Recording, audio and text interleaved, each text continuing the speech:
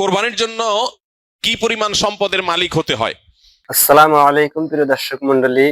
কুরবানি দেওয়া কার উপর ফরজ?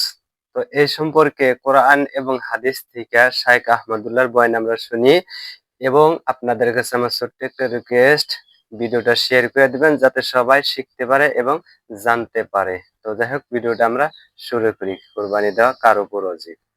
কোরবানির জন্য কি পরিমাণ সম্পদের মালিক হতে হয়?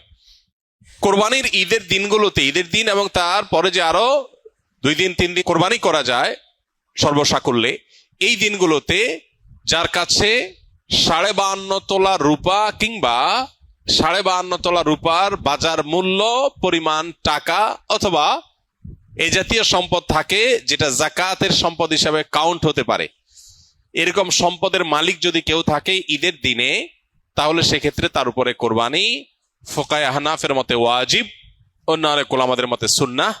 এই যে দিনগুলোতে কোরবানি ওয়াজিব বা আবশ্যক, এটার জন্য ওই নেশাব পরিমাণ সম্পদ 52.5 তোলা রূপার সমপরিমাণ সম্পদ, এটা 1 বছর থাকা জরুরি না। জাকাতের জন্য 1 বছর থাকলে যখন জাকাত আসে, কোরবানির জন্য 1 বছর থাকা জরুরি না। এই দিনগুলোতে থাকলেই কোরবানি বর্তায়।